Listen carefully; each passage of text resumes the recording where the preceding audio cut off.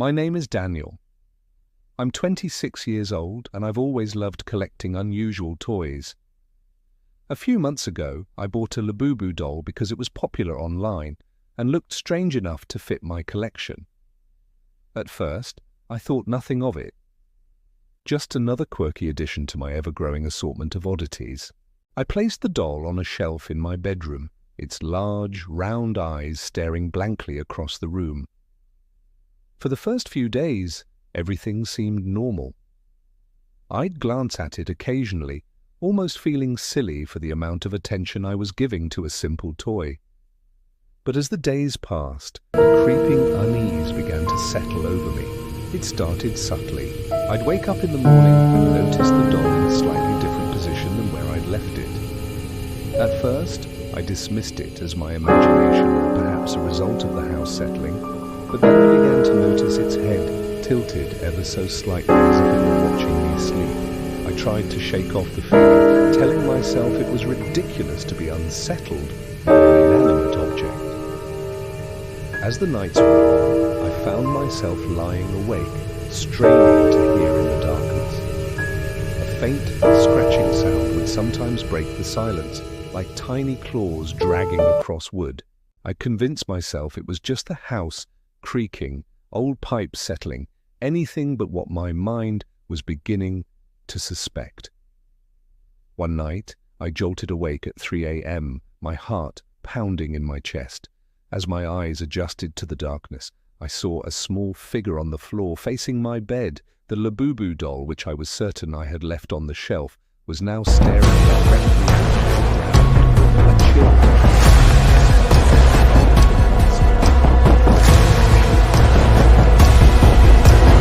Desperate for some sense of control, I began locking the doll in a drawer before going to bed.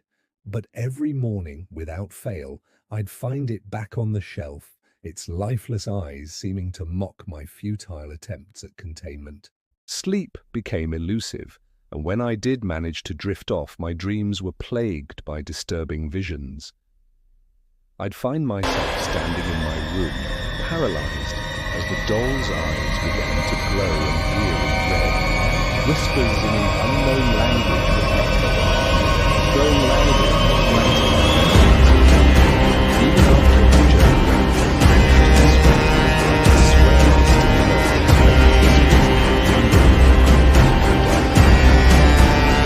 as the days turned into weeks, my health began to deteriorate. Dark circles formed under my eyes, a constant reminder of my sleepless nights. Fatigue weighed heavily on me, and a gnawing paranoia began to take root in my mind. I found myself constantly looking over my shoulder, jumping at every unexpected sound. Desperate for answers, I installed a small camera in my room, hoping to catch some evidence of what was happening. The next morning, I reviewed the footage with trembling hands. For hours, nothing seemed out of place. Then, precisely 3:17, the doll's head slowly turned to me. I watched it as its plastic features seemed to contort into. Suddenly the video cut to static, leaving me with more questions than answers. Driven by a mix of fear and curiosity, I began researching online. What I found chilled me to the bone. Countless stories from families claiming their Labubu dolls had moved on their own, whispered in the night, or even caused tragic accidents. Some posts mentioned a chilling detail. Once a doll chooses its owner, it never leaves. As I delved deeper into these accounts, strange occurrences in my home intensified. One evening, as I sat alone in my living room, the lights began to flicker erratically. Shadows danced across the walls, taking on impossible shapes that seemed to reach out toward me.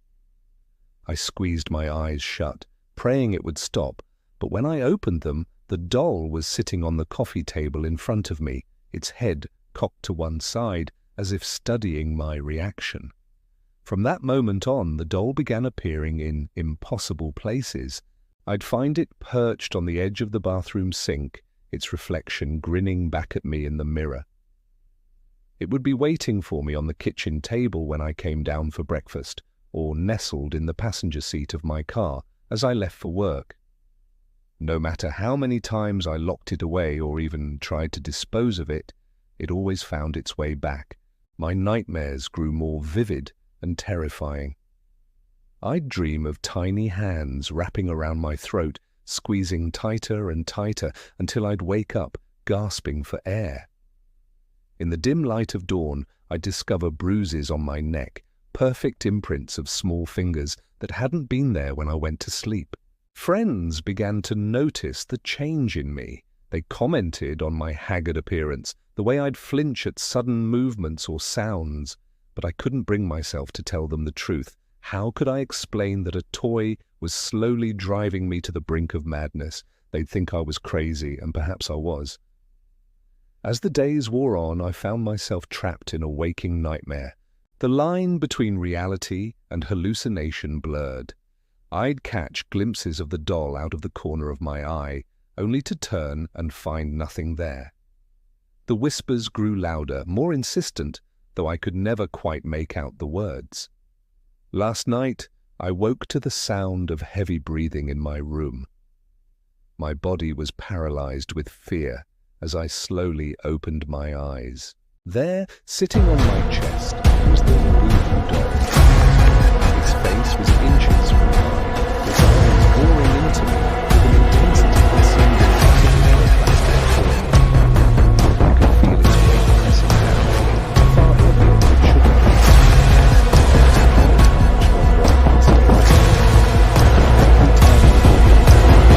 Closer, and as I speak these words, I swear I can hear it whispering my name again.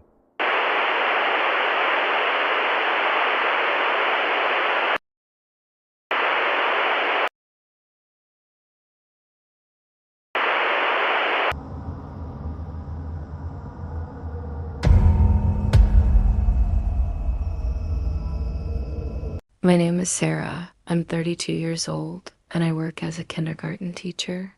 I've always loved bringing toys to my classroom to make the children smile. That's why when I saw the Labubu doll online, I thought it would be perfect for the kids. Its big eyes and quirky smile seemed so charming, so innocent. If only I had known then what I know now. At first, the doll was a huge success. The children's laughter filled the room as they marveled at its odd face and exaggerated features. I remember feeling so proud watching their little hands reach out to touch its soft fur. But then I started noticing something that not off. Many of the kids claimed the doll talked to them when adults weren't around. I dismissed it as their vivid imaginations at work. After all, children often create elaborate stories about their toys, right? But then I overheard little Emily whispering to the doll one afternoon. Her voice was so hushed, so secretive. "I promise I won't tell anyone," she murmured. A chill ran down my spine as I realized this wasn't just make-believe. Emily was having a real conversation, ... with a doll. That night, I took Labubu home with me. I told myself I was being silly, that I just wanted to examine it more closely. As I settled into bed, the silence of my apartment felt oppressive. Then I heard it, a faint giggle echoing from the living room. I froze, straining my ears. Another giggle, closer this time. My heart raced as I convinced myself it was just the pipes, or maybe a neighbor's TV, that deep down I knew. Labubu was laughing, but when I was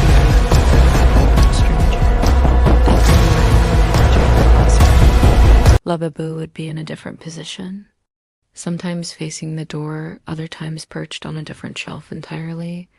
I never moved it, and neither did my assistant. The children's artwork began to change too. Their once colorful drawings of flowers and animals were replaced by unsettling pictures of Labubu. They gave it sharp teeth and red, glowing eyes. When I asked about their drawings, they just smiled and said, "That's how Labubu really looks, Miss Sarah."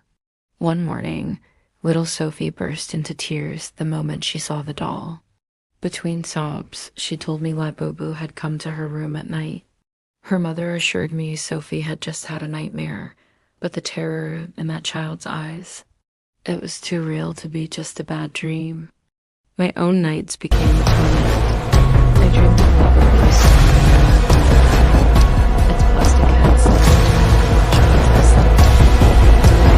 cold sweat, my heart pounding. But the true horror came when I noticed the scratches. Tiny red marks appeared on my arms, as if minuscule hands had clawed at my skin while I slept. I knew then that this was no ordinary doll. Desperate, I locked Labubu in the school storage room. I triple-checked the lock, even wedged a chair under the doorknob. But the next morning, there it was, sitting on my desk, its wide eyes staring at me accusingly. I questioned every staff member, but no one admitted to moving it. How could this be happening? I installed a camera in the classroom, hoping to catch whoever was playing this sick joke. But what I saw in that footage, it still haunts me. In the grainy black and white video, I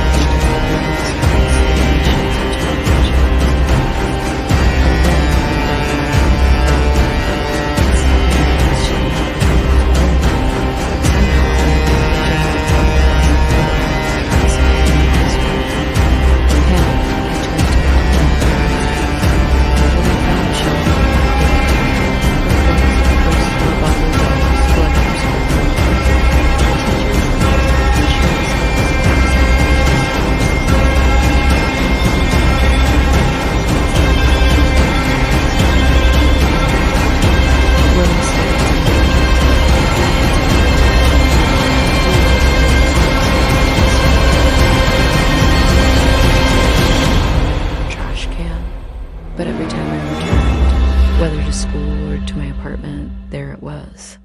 Waiting, watching, its smile seemed to grow wider with each failed attempt to banish it. The children's behavior worsened by the day. Some became violent, lashing out at their classmates for no reason. Others refused to even enter the classroom, screaming and crying if their parents tried to bring them inside. And always, I'd hear them whispering. Labubu wants a new friend, they'd say, their eyes glazed and distant. Labubu is hungry. Last night, God, I don't even know how to describe what happened.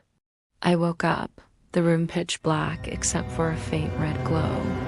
As my eyes adjusted, I realized with horror that I was surrounded. Dozens of Labubu dolls encircled my bed, their eyes glowing that sickening crimson in the darkness. But how? I only ever had one. Where did they all come from? I don't know how many there are now, or how they keep finding me. But every time I close my eyes, I hear them whispering closer and closer. The scratching at my door grows louder each night. Sometimes I catch glimpses of them scurrying just out of sight, in the shadows, behind furniture, always watching. Always waiting. The school called today. They were concerned about my erratic behavior and the children's stories about the scary doll teacher. They don't understand. Nobody does. How can I explain that this isn't just a doll? That Labubu is something else, something hungry, something that won't stop until it gets what it wants. I've boarded up my windows, locked every door, but I know it won't be enough. The whispers are getting louder now. I can hear tiny footsteps in the hallway, drawing nearer. The doorknob is turning, slowly. Oh God, they're here. They're coming for me. I can see their glowing eyes, their razor-sharp teeth. They're everywhere. Please, if anyone finds this, don't buy a Labubu doll. Don't let them in. Don't let them. The sound of a door creaking open, followed by a cacophony of childlike giggles and the scraping of tiny plastic feet across the floor. Then abrupt silence.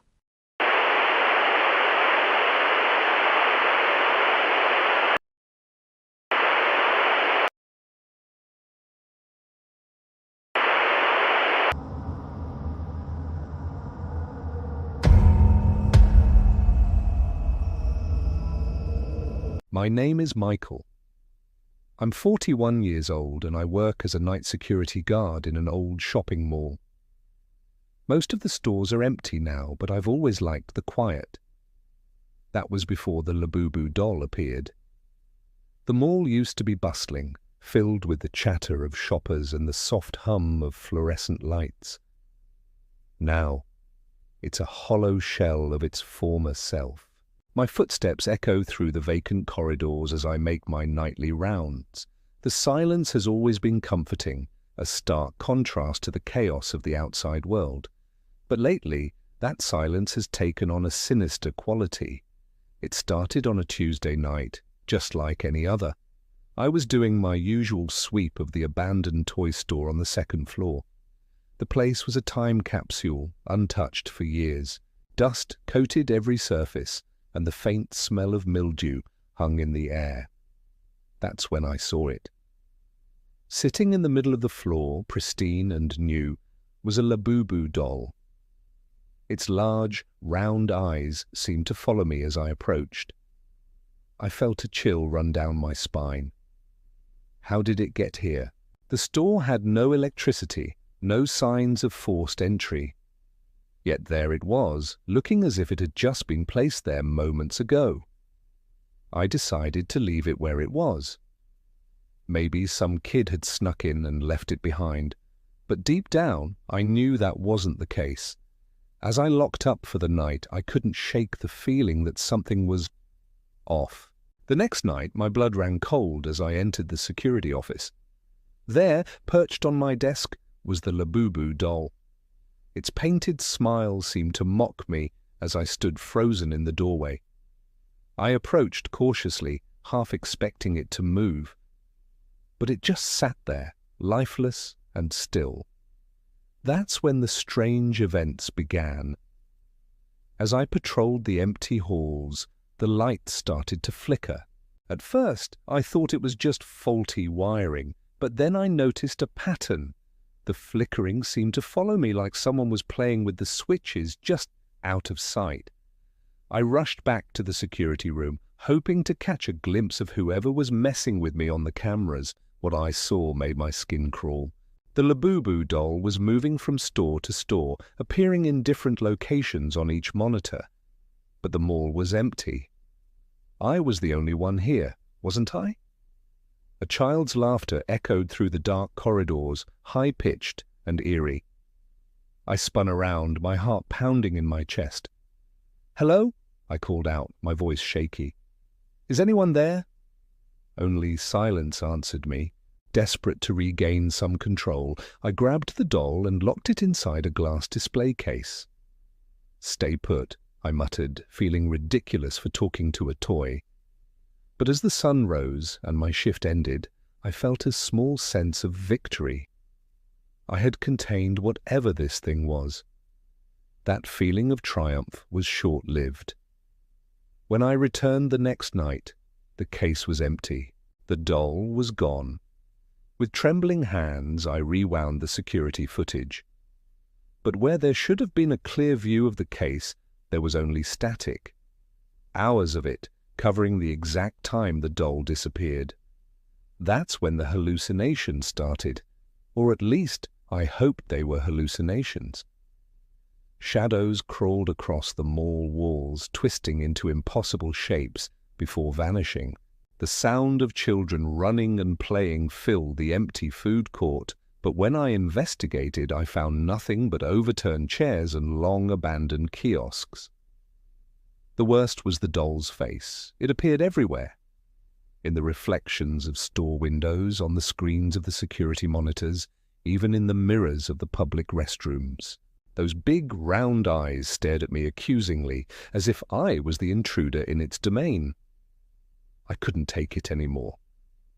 I decided to quit. Let someone else deal with this nightmare. But when I got home that morning, my apartment door was already open, and there, sitting on my bed, was the Labubu doll. Its head slowly turned to face me as I entered the room. I ran.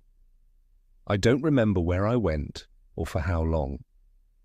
When exhaustion finally overtook me, I collapsed into a fitful sleep.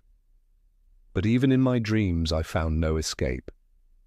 I was back in the mall, but it was different, twisted.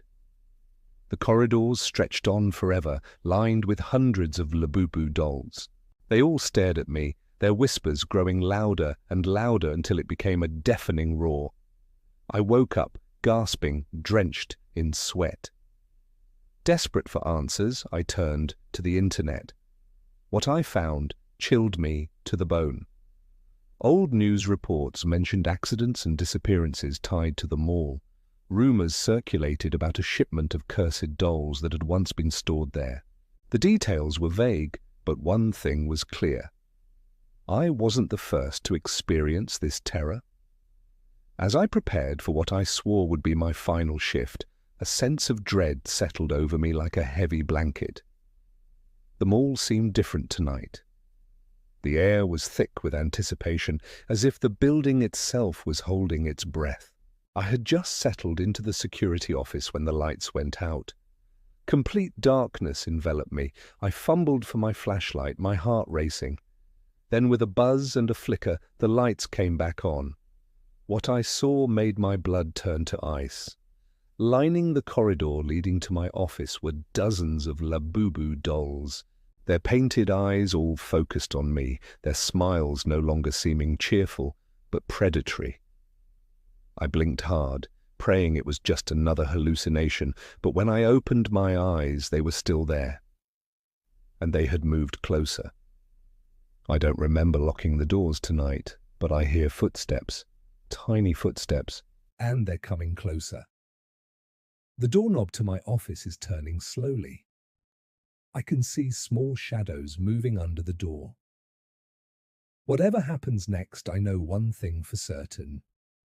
I will never look at a doll the same way again.